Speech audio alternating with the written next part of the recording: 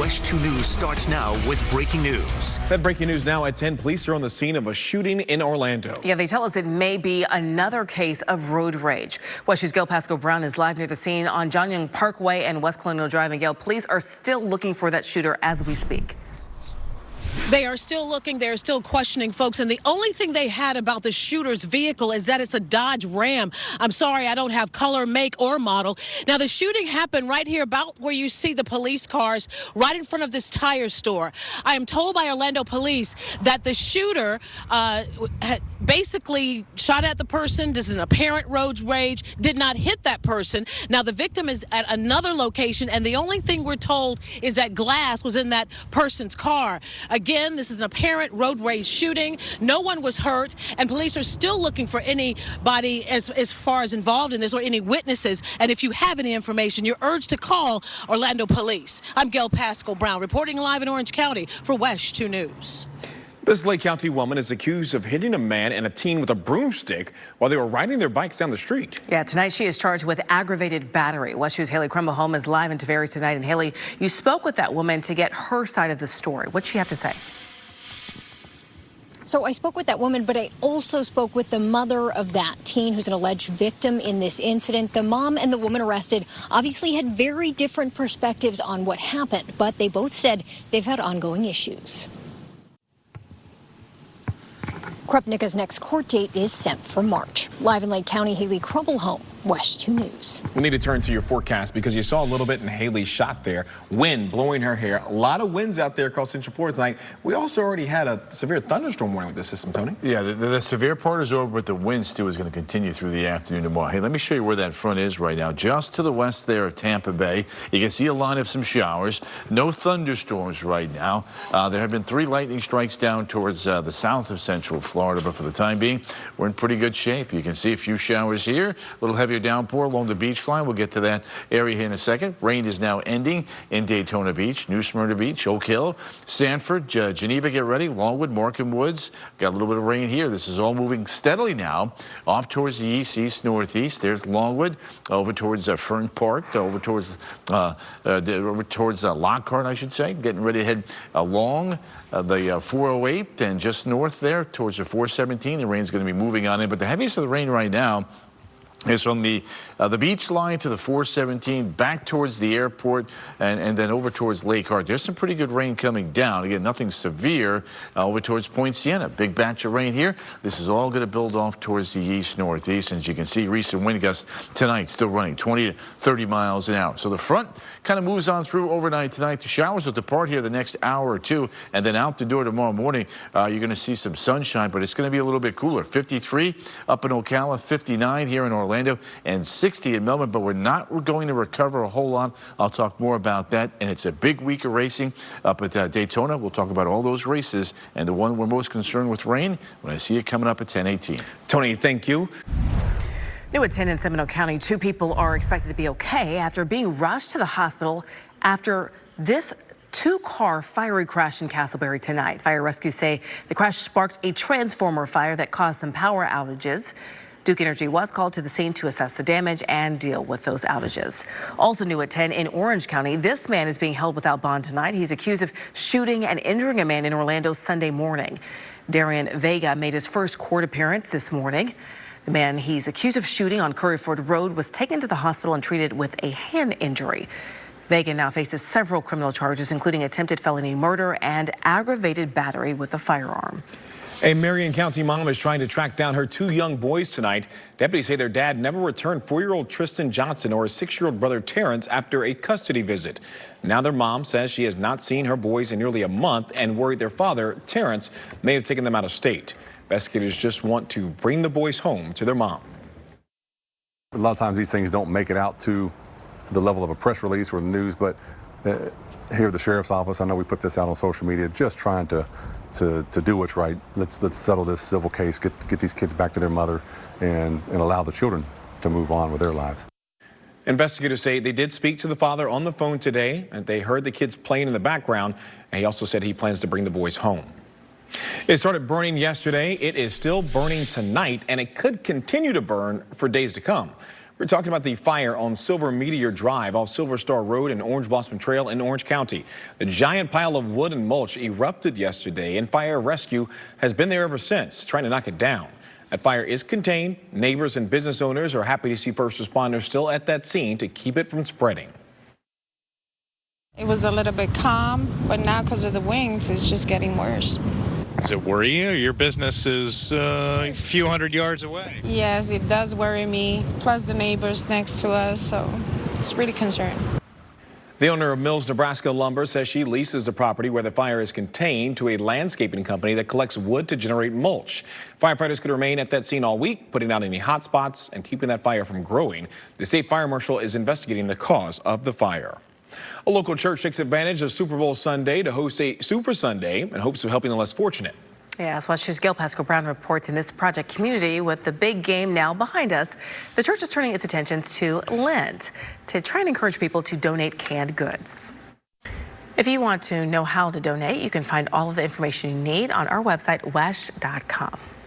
Next at 10, we are counting down to the start of the 2024 Olympics in Paris. How one setting for the Summer Games is combining sports with history, plus keeping kids safe around the pool.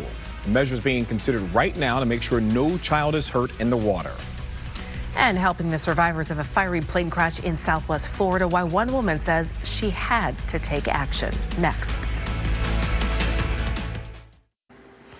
Our coverage of these Summer Olympic Games continues with another landmark that we are highlighting before it hosts competitions during the Games. Washington correspondent Amy Lou reports from Paris, combining sports with history. SeaWorld Entertainment is now officially United Parks and Resorts. The name change only impacts the park's parent company. Attractions like SeaWorld Orlando, Busch Gardens, and Discovery Cove will not change. This weekend was the 30th annual Paws in the Park fundraiser at Lake Eola Park. More than 300 Disney cast members attended this fundraiser this weekend, which featured plenty of dogs up for adoption. The Walt Disney World team also rose almost $10,000 for the Pet Alliance of Greater Orlando. Let's talk now about your forecast. Tony's been out there a couple of years doing those, walking around Lake Eola supporting the pups. Indeed, good cause. And I tell you what, $10,000 is going to help a lot of pups out there. Yeah, well. We need a change in the weather. Do we? We do. 85 in February? Not for me. It felt good. Tony. I'm just saying. This is Florida. Yeah, but it's February. And in Florida, in February, it's supposed to be about 75 degrees. And tomorrow, we'll be lucky if we hit 70. All right, let me take you back outside right now. Daytona Beach, your rain is over. Just moved offshore. There's your cold front. That is on the move. That is going to move through late tonight and early tomorrow morning and should be well east of us by daybreak.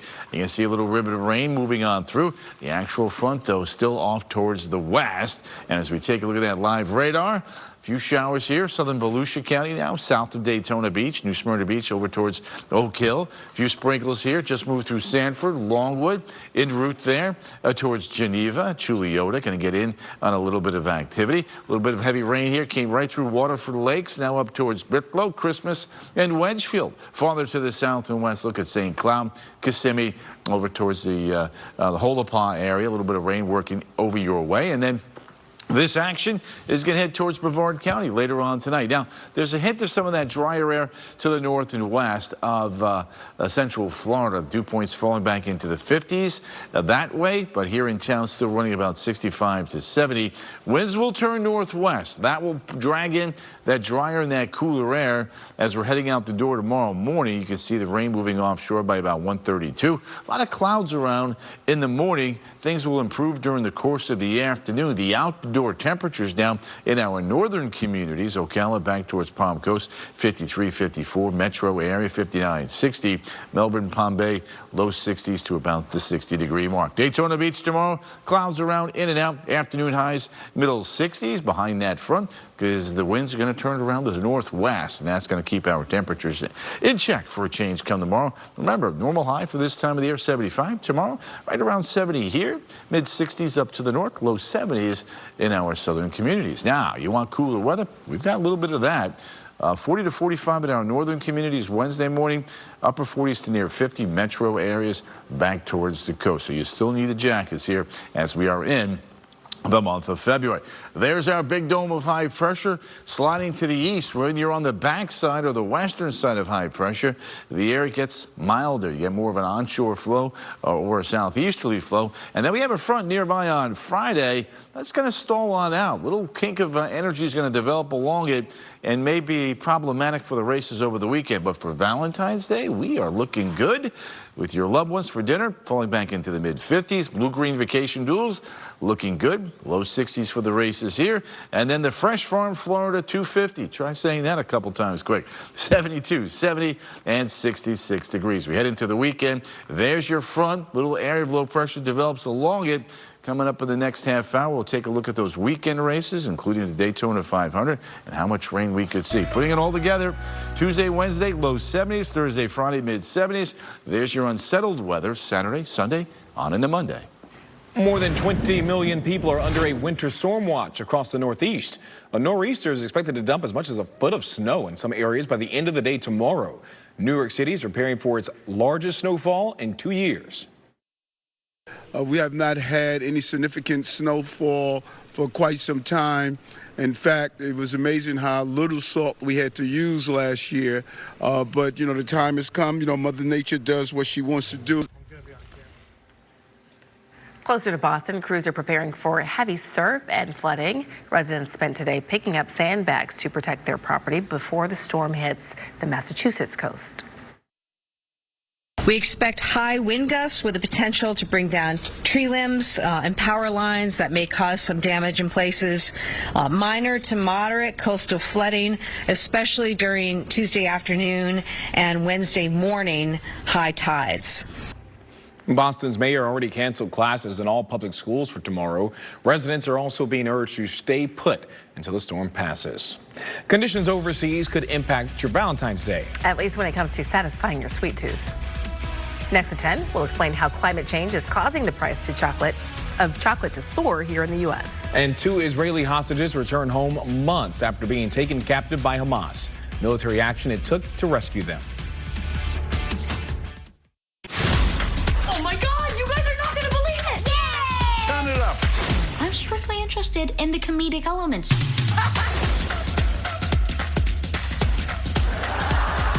You okay? Turns out I forgot to eat right and exercise for the last 50 years. What's all the racket? We're good parents. We get them things. Just a bit of fun. Thursday starting at 8 on CW18. Coming up next at 10, former President Donald Trump takes his case to the Supreme Court. And what they decide will have major impacts on the 2024 race for president. The arguments Trump's legal team laid out in an emergency appeal in his election interference trial. Dozens of Palestinians killed in an effort to rescue 2 hostages being held by Hamas. The calls to protect people seeking refuge now targeted by Israeli forces. But first, this Daytona Beach mother arrested and charged with murdering her teenage son. The condition he was in when he was taken to the hospital just before he died. That and much more straight ahead on WESH News at 10.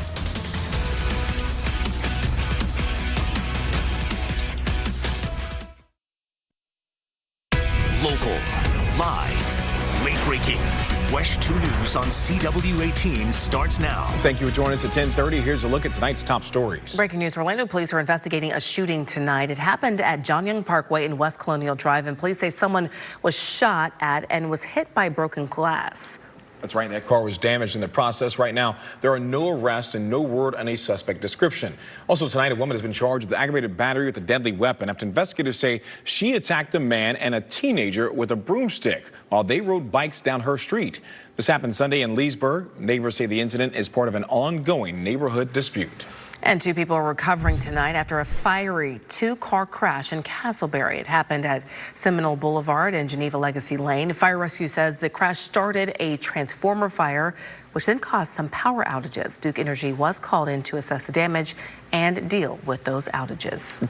It's a busy week for race fans, all leading up to the biggest race of the year, the Daytona 500. Yeah, so if it rains, that's really going to impact some things out there. Let's get you over to Chief Meteorologist Tony Manalfi. So, Tony, how's it looking? Yeah, you know, it does look wet right now, and obviously that's not good news for the folks who are going to be running those laps at a very high rate of speed, Summer. So here's what's going on. Here's your front. You got a little wave of energy that's going to kind of sneak up along this as we head through Saturday late and then on into Sunday. Now, the European computer model has the lion's share of the heavier rain for Sunday south of the track. The GFS not so much, but there's good rain both Saturday and Sunday. You take a look at the rainfall comparison here. You can see the Euro with, again, anywhere from 1 to 2 inches of rain. Still, the GFS backing off of the 3 to 5 inch totals from earlier in the day, trending a little bit lower, but that's still a lot of rain. Let's take a look now at the updated forecast here for the United Rentals 300 on Saturday. Showers arriving late morning on into the afternoon. The track could be wet here. Could even be a couple of thunderstorms if the GFS model is correct. European is a chilly rain and more the same for the 500. Watching the radar, showers around. Some of that could be heavy briefly. If the European computer model is correct, though, it would be lighter with the heaviest rain just south of the track. So if you have tickets for Saturday and or Sunday, keep checking back in. We'll keep you posted on any changes between now and the upcoming weekend. Guys, back to you. Tony, thank you. This local mother is facing murder charges in a disturbing story out of Volusia County. And Daytona Beach police say neglect is what led to the death of her 14-year-old son. And as WESH 2's Dave McDaniel explains, that teenager weighed only 33 pounds when he died. Also in Volusia County, police are searching for a hit-and-run driver who hit a man in New Smyrna Beach and left him to die. 39-year-old Devin Fuller was found dead along State Road 44, not far from Airport Road. Police say he was riding his electric bicycle Thursday when the driver hit him from behind and then kept driving. Fuller's family is calling for the driver who hit him to come forward. And Devin has hundreds of thousands of friends, out in the community, and there are eyes all over looking for this damaged vehicle, and the police, they're not going to give up till they get him. There's up to a $5,000 reward for anyone with information leading to the arrest of the driver. In Orange County, deputies say 46-year-old Albert Velasquez was arrested after breaking into cars parked at Epcot. The sheriff's office says that he has a prior burglary arrest from 10 years ago when a homeowner allegedly caught him inside of an Orange County house. This man is facing child pornography charges tonight. Detectives tell us that in Marion County say they found child sex abuse material in William Amusini's hard drive, including kids as young as toddlers. He faces 20 counts of possession of child pornography, and he's being held without bond tonight. The cell phone video shows 3 survivors running from the scene of a fiery plane crash in Collier County. The plane lost both of its engines Friday and crashed into a pickup on I-75. Our sister station in Fort Myers spoke to a woman who drove the survivors away from that crash site. I know what I'm kind of going through today after kind of witnessing it and the adrenaline of going through that. I can't imagine what they're going through. I just pray that they're okay. Investigators are now looking through the wreckage of that crash. The cockpit voice recorder and flight data recorder are on their way to D.C. Funeral services were held today for a Florida Highway Patrol trooper who was killed in the line of duty. Trooper Zachary Fink was laid to rest in Port St. Lucie. He was killed while chasing a wrong-way driver on I-95 earlier this month when he collided with a semi-truck. Fink was just 26 years old. The suspect, Michael Addison, is charged with second-degree murder of a law enforcement officer. Police in West Palm Beach are investigating after finding a car in a lake with what they believe are human remains. Police think the car was in a violent crash and may have been underwater along I-95 for more than 30 years. Investigators are looking into whether this was an accident or intentional. We don't know how the car wound up in the water, but presumably when that car went into the water several decades ago, none of what's behind us was here. It was just a lake and the interstate. Police say the car was under more than 12 feet of water and about 35 feet from shore. New at 10, Transportation Secretary Pete Buttigieg says Boeing will remain under the microscope after a door plug blowout on an Alaska Airlines flight. Now, the preliminary report from the NTSB says that plug was missing 4 key anchor bolts, likely removed during the plane's final assembly. Buttigieg says that is unacceptable. Based on that preliminary finding, the next obvious question is how? How can that happen? How can an aircraft go into service with passengers getting on board when bolts are missing that need to be there for obvious reasons? The 737 MAX 9 was grounded after the blowout, but most of the fleet has since returned to service. Next at 10, we are just over 24 hours away from a mission to the moon blasting off from our space coast. And experts say there is no time to waste. This is going to be a very competitive landscape here in the next decade or so, and the U.S. can't afford to really fall behind. How the upcoming mission will ultimately return man to the moon. And the lunar lander will be carrying some special cargo, the work from local college students that's heading to space.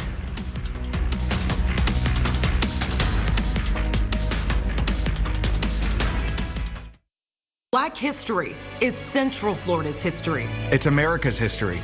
And every February, we honor the trailblazers, the fighters, the heroes. Why? Because history inspires. And it's the history makers who made Central Florida the diverse community it is today. Join us. Join us. Join us in celebrating Black history all month long.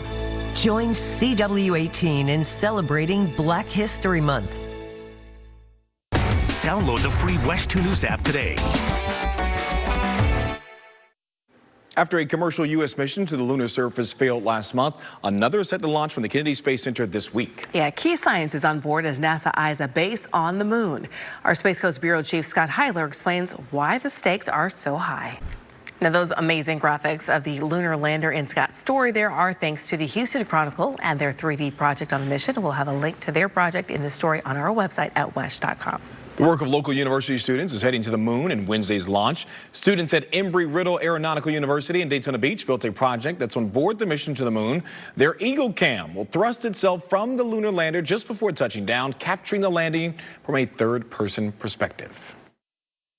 Being able to see students be mentored, trained, learn new skills outside of the classroom, take everything they had learned in the classroom and apply it to real hardware has been a really cool thing.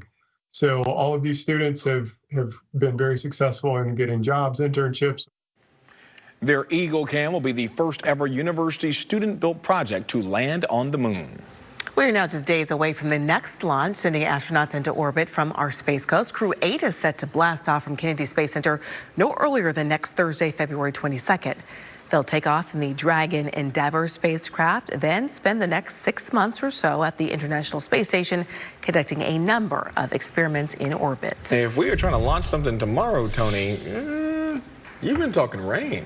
Yeah, but the rain will be gone tomorrow. I think tomorrow night, if there is a launch, it will be good. It looks like there's going to be a pretty active schedule here this week and on into next week. But the weekend, that's the time frame we have to. Clouds in this shot. Yeah, that's a good-looking shot right there. So the front, again, just about ready to come ashore there on the western side of the peninsula, probably within about the next hour or so. That's a pretty shot. Temperature roller coaster. If you missed it, we had 85 degrees today, folks. Normally, we should be about 75. Tomorrow, down to 70. That's why a lot of us are going to be changing those wardrobes out the door in the morning. Temperatures will be in the 50s to a lower 60s. Behind this front, the winds turn northwest, and we don't really moderate that much tomorrow behind this front because of that cooler air. Jacksonville, gusty winds there. Top of the hour here, a 26-mile-an-hour wind gust at Orlando's International Airport. Notice the rain, though, pushing steadily off towards the south and east. Ocala, the rain's over. Astor, Daytona Beach, rain is over. Showers here pushing through Scottsmore over towards Oak Hill. Should be moving offshore here fairly quickly. The rain that was over Wedgefield and Christmas is now off over towards Brevard County. The rain now out of St. Cloud. Holopod, Deer Park, headed your way. A little bit later on, Melbourne, Palm Bay, you'll tap into some of this rain. Kenansville is about to get wet. Watch the turnpike south here. Could be a couple showers over the next hour. Down to 50 now in Mobile, 60 Panama City, 72 in Orlando, and still in the mid-70s down there in Miami. So showers next hour or two moving offshore. Overnight tonight, still a lot of clouds around, but towards daybreak that will begin to break on up as the winds turn northwest. That drier air builds in. 53 in Ocala, 58 Sanford, 59 Kissimmee, and down towards Melbourne, Palm Bay, Barefoot Bay, Grand Valcarria, Mitco, you're going to be right around the 60-degree mark. Look at the temperatures here now. 12-hour forecast for Ocala, getting to about 65 degrees with a mixture of sun and clouds. As again, the clouds will kind of linger behind the front. We won't be totally clear, but those northwesterly winds drying us on out and cooling us back down to a little bit below normal. 66 in Ocala, 68 to land, 70 Kissimmee, 70 over towards Titusville. But the coolest morning of the week is going to be Wednesday morning. 39-40 in Ocala, about 48-49 in Orlando, low 50s. Now back towards the coast. Definitely some jacket weather there for sure. So Wednesday, beautiful day here. High pressure builds off towards the east. We get that return onshore flow. Temperatures begin to moderate there as we get you on into Thursday and Friday. Speaking of Friday, a front stalls on out just to our north. The forecast for the blue greens looks great but cool. And then as we work our way to the fresh form Florida 250, also looking very, very good for this particular race. However, the dynamic changes as we mentioned earlier along this front. An area of low pressure will swing on through, give us a bout of some rain Saturday, Sunday on into Monday. GFS is coming back down, but still pretty good amount of rain. We'll take a closer look there now at the United Rentals 300. Showers around, temperatures in the 60s. Daytona 500 as of right now. Showers around, hoping that the European computer model is correct, that the heaviest of the rain would be south of the track by early afternoon. We'll keep you posted on that. 70s through Friday. Rain returns late Saturday on into Sunday and Monday. Temperatures going back down into the 60s. NBA legend Shaquille O'Neal, Big Diesel, about to make history once again. Yeah, the four-time NBA champion is set to become the first ever player to have his jersey number retired by the Magic. Yeah, not only that, but he's also joining Wilt Chamberlain as the only two players in NBA history to have their jerseys retired by 3 different franchises. I'd say that's pretty good. Next in sports, we take a look at the big man who was larger than life on the court. We'll hear from current Magic players who told me his impact is still felt today.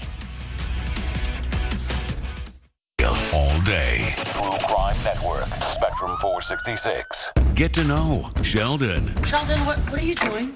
Just being the unsocialized eccentric my mother always thought I was. The Big Bang Theory. Weeknights at 7, 7:30, and 11. Only on CW18. We're ignoring the fins. Okay. Now, WESH 2 Sports on CW18. Sponsored by attorney Dan Newland. After a long NFL season, the end is finally here. Welcome back, everybody. I'm Kristen Lago, and all I gotta say tonight, hail to the Chiefs. In true Shaq fashion, it will be larger than life. I'm told there are going to be 50 to 60 personal guests of Shaq, and 10 to 15 former teammates will also be in the house. Wow. Yeah, so very special. It's going to be a fun one to tune into. Coach knows the magnitude. He's a good coach, man. Oh my gosh, yeah. I think he's one of the league's best for sure. All right, Kristen, thank you. Give him good weather so he doesn't leave us, Tony.